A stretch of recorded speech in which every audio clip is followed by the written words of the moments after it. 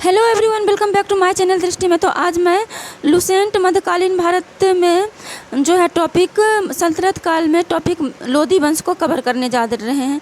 लोधी वंश जो है ये सल्तनत काल में है और इसमें लोधी वंश के पहले हमने क्या क्या कवर किए थे तो हम एक नज़र में देख लेते हैं लोधी वंश के पहले क्या क्या कवर किए थे। तो लोधी वंश के जस्ट पहले हमने कवर किए थे सैयद वंश। सैयद वंश के पहले हम कवर किए थे उसके सैयद वंश के पहले जो कवर किए थे वो है तुगलक वंश 1320 से 1398। तुगलक वंश के पहले हम कवर कर लिए थे सल्तनत काल में खिलजी वंश। ये रहा, देखिए ये खिलजी वंश कवर कर लिए थे तुगलक वंश के पहले। और खिलजी वंश के पहले हम सल्तनत काल में जो कवर किए थे सल्तनत काल में वो हम किए थे गुलाम वंश। तो ये रहा सल्तनत काल में हम ये सारे वंश कवर कर लिए थे। आज हम कवर करेंगे आज जो हम कवर करेंगे वो है लोधी वंश। तो लोधी वंश काफ़ी इम्पोर्टेंट है और इससे क्वेश्चन आते हैं। तो देखिए ये रहा लोधी वंश 1451 से 1526 तक लोधी वंश का शासन रहा था। तो देखते हैं हम लोधी वंश को। कह रहा है कि लोधी वंश के संस्थापक बहलोल लोधी था, यही इंपॉर्टेंट है। लोधी वंश का संस्थापक कौन था? तो बहलोल लोधी। वह 19 अप्रैल 1451 को बहलोल शाहगाजी की उपाधि से दिल्ली के सिंहासन पर बैठा। किस उपाधि से दिल्ली के सिंहासन पर बैठा? बहलोल शाहगाजी। नेक्स्ट है दिल्ली पर प्रथम अफगान राज की स्थापना का श्रेय बहलोल लोधी को दिया जाता है। दिल्ली पर प्रथम अफगान राज की स्थापना का श्रेय किसको दिया जाता है? तो बहलोल लोधी को दिया जाता है। नेक्स्ट है बहलोल लोधी ने बहलोल सिक्के का प्रचलन करवाया। किसने सिक्के का प्रचलन करवाया? बहलोल सिक्के का प्रचलन करवाया। किसने? बहलोल लोधी ने। बहलोल लोधी अपने सरदारों का मकसद ए अली कहकर पुकारता था। तो ये भी क्वेश्चन बनता है कि कौन से शासक जो थे सल्तनत काल में या लोधी वंश में जो अपने सरदार को मकसद ए अली कहकर पुकारता था? तो ये थे बहलोल लोधी। नेक्स्ट है वह अपने सरदारों के खड़े रहने पर स्वयं भी खड़ा रहता था। इतना ही नहीं, वो जब उनके सरदार खड़े रहते थे तो वह भी स्वयं भी खड़ा रहता था। बहलोल लोधी।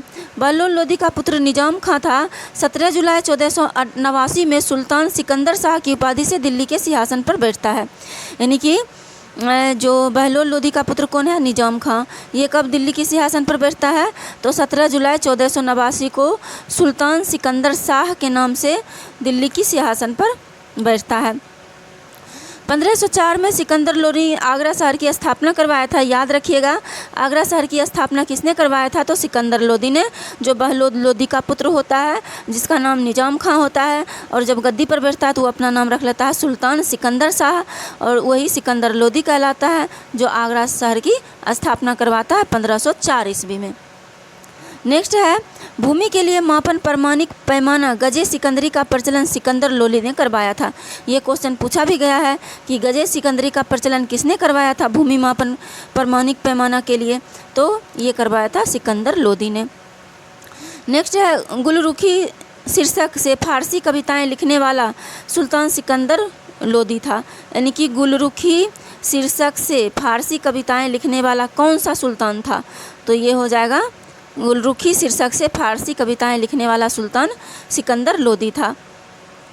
नेक्स्ट है सिकंदर लोधी ने आगरा को अपनी नई राजधानी बनाया। इसके आदेश पर संस्कृत के एक आयुर्वेद ग्रंथ का फारसी में फरहंगे सिकंदरी के नाम से अनुवाद हुआ। मतलब कि कह रहा है कि सिकंदर लोधी ने आगरा को अपनी राजधानी बनाता है। तो पूछा जाएगा कौन सा ऐसा शासक था सल्तनत काल में या लोधी वंश में जो अपनी राजधानी आगरा को बनाता? तो ये है सिकंदर लोधी। नेक्स्ट है कि इसके आदेश पर यानी सिकंदर लोधी के आदेश पर संस्कृत के आयुर्वेद ग्रंथ का फारसी में फरहंगे सिकंदरी के नाम से अनुवाद हुआ। और संस्कृत का जो आयुर्वेद का जो ग्रंथ था उसका किस में अनुवाद हो गया? फारसी में। और उसका नाम क्या रखा? फरहंदे सिकंदरी। नेक्स्ट है इसने यानी सिकंदर लोधी ने नगरकोट के ज्वालामुखी मंदिर की मूर्ति को तोड़कर उसके टुकड़ों को कसाईयों को मांस तौलने के लिए दे दिया था। अब देखिए सिकंदर लोधी ऐसा शासक है कि नगरकोट में जो कमेंट में बताइएगा नगरकोट कहाँ है, नहीं पता होगा तो हम कमेंट में ज़रूर पूछिएगा। नगरकोट में ज्वालामुखी मंदिर की मूर्ति जो है उसको तोड़ देता है और उसके टुकड़ों को कसाईयों की मांस को तौलने के लिए दे देता है। इसने मुसलमानों को तजिया निकालने एवं मुसलमान स्त्रियों को पीरों तथा संतों के मज़ार पर जाने पर प्रतिबंध लगा दिया। इतना ही नहीं, इसने मुसलमानों को तजिया निकालने पे और मुसलमान स्त्रियों को पीरों और संतों की मज़ार पर जाने से भी प्रतिबंध लगा दिया। किसने? सिकंदर लोदी ने। नेक्स्ट है गले की बीमारी। गले की बीमारी के कारण सिकंदर लोदी की मृत्यु जो है वो हो जाती है 21। ये गले की बीमारी के कारण सिकंदर लोदी की मृत्यु 21 नवंबर 1517 को हो गई। सिकंदर लोदी की मृत्यु कब होती है? 21 नवंबर 1517 को सिकंदर लोदी की मृत्यु हो जाती है। इसी दिन इसका पुत्र इब्राहिम शाह की उपाधि आगरा के सिंहासन पर बैठा। और जब 21 नवंबर 1517 को सिकंदर लोदी की मृत्यु हो जाती है तो इनका जो पुत्र होता है इब्राहिम जो है वो इब्राहिम शाह की उपाधि से आगरा के सिंहासन पर बैठते हैं। नेक्स्ट है 21 अप्रैल 1526 को पानीपत के प्रथम युद्ध में इब्राहिम लोदी बाबर से हार गया। अब ये पूछा हुआ, कई बार पूछा हुआ ये क्वेश्चन है कि जो इब्राहिम किसका पुत्र था? सिकंदर लोदी का पुत्र इब्राहिम लोदी था। अब इब्राहिम लोदी जो है वो 21 अप्रैल 1526 में पानीपत के प्रथम युद्ध में इब्राहिम लोदी जो है किससे हार जाता है? बाबर से। और इस युद्ध में वह मारा गया। पूछा जाता है कि पानीपत का प्रथम युद्ध कहाँ हुआ था? तो पानीपत का प्रथम युद्ध पानीपत में हुआ था। मतलब ये क्वेश्चन आता है कब हुआ था पानीपत का प्रथम युद्ध। याद रखिएगा, ये कई बार पूछा क्वेश्चन गया है कि बहुत सारे एग्जाम में, यहाँ तक कि टीचर वगैरह वाला एग्जाम होता है उसमें भी पूछा जाता है कि पानीपत का जो प्रथम युद्ध हुआ था वो 1526 को 21 अप्रैल 1526 को हुआ था। और इसी युद्ध में इब्राहिम लोदी यानी सिकंदर लोदी का पुत्र मारा जाता है। बाबर को भारत पर आक्रमण के लिए निमंत्रण पंजाब के शासक दौलत खां लोदी एवं इब्राहिम लोदी के चाचा आलम खां ने दिया था। अब इतना ही नहीं, बाबर को यहाँ पे आक्रमण का न्योता कौन देता है? तो बाबर को भारत पर आक्रमण करने के लिए निमंत्रण पंजाब के जो शासक होते हैं दौलत खां लोदी एवं इब्राहिम लोदी के जो चाचा होते हैं आलम खां, ये दोनों उनको बाबर को भारत पे आक्रमण का न्योता देते हैं कि आप आइए भारत पे आक्रमण कीजिए, आपको बहुत सारा धन मिलेगा। अब देखिए ये कैसे शासक हैं, अपने ही देश पे आक्रमण के लिए न्योता दे रहे हैं। बाद में इनको भी पता चलेगा। नेक्स्ट है मोठ की मस्जिद का निर्माण सिकंदर लोदी के वजीर द्वारा करवाया गया था। और ये भी पूछा जा सकता है भी कि मोठ की मस्जिद का निर्माण किसके द्वारा करवाया गया था? तो ये सिकंदर लोदी के वजीर के द्वारा करवाया गया था। वजीर मंत्री होता था।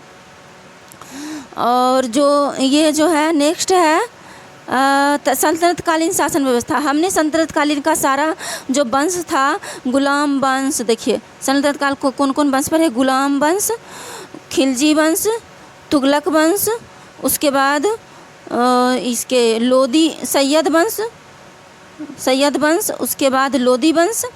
हाँ, सब हमने पढ़ लिए। सबसे लास्ट में ये आया था। सबसे पहले गुलाम वंश पर है, गुलाम वंश के बाद खिलजी वंश पर है, खिलजी वंश के बाद तुगलक वंश पर है, तुगलक वंश के बाद सैयद वंश पर है,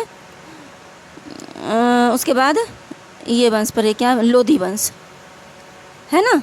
ये सारे वंश हमने पढ़ लिए किसमें? सल्तनत काल में। अब सल्तनत काल का जो है वो देखिए शासन व्यवस्था है, ये शासन व्यवस्था। तो शासन व्यवस्था को, सल्तनत काल के शासन व्यवस्था को हम नेक्स्ट वीडियो में कवर करेंगे। तब तक के लिए थैंक यू सो मच।